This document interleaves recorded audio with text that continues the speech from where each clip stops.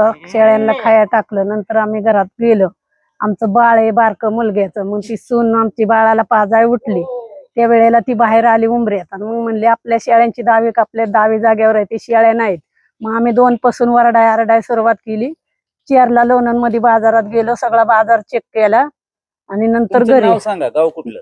गाव सस्तेवाडी, जनाबाई आप्पा टकले. आणि कोणवारी घडलं होते? घडलं गुरुवारी पहाटे. गुरुवारच्या पाठ. हा, तुम्ही वडगाव पोलीस स्टेशनला तक्रार काही दाखल दोन केली? मी गुरुवारी पहाटे घटना घडली 1:55 ते 2च्या दरम्यान. 2:15ला मी इथे पोलीस स्टेशनला कॉल करून इथले लगेच 2 गाड्या पाठवल्या. 5व्या मिनिटाला 9 फाट्यावरती दोन्ही साहेबांनी बी आम्हाला चांगलं सहकार्य केलं. 2 गाड्यावरून आम्ही तपास चालू केला. पण तोपर्यंत आरोपी पुढे निरेच्या दिशेने गेले होते. आम्ही सोरटेवाडीपर्यंत शोध घेतला त्यांचा, तर ते काही सापडले नाही.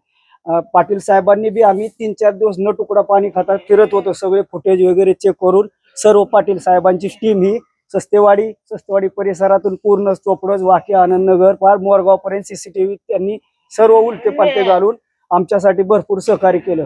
सर्वांचं स्टॉपचं आम्ही पशुधन शेतकरी सर्वांच्या वतीनं पाटील साहेबांचं आणि त्यांच्या संपूर्ण टीमचं आम्ही आभारी ऋणी आहोत. आणि इथून पुढे असं शेतकऱ्यांना आम्हाला सहकार्य करावं. आजी, तुम्हाला काय वाटतं, तुमच्या शेळ्या तुम्हाला मिळाल्यात, काय वाटतं तुम्हाला? अशीच आमच्यावर सहकार्य ठेवा. आम्हाला म्हणजे बंधू बहिणी सारखं तुम्ही म्हणजे वाटतंय. शेळ्या तुमच्या मिळाल्या, तुम्हाला आनंद झालाय का? आनंद झाला की आता आपली वस्तू आपल्याला आल्यावर रडत होतो आम्ही. 4 दिवस अन्न खाल्लं नव्हतं.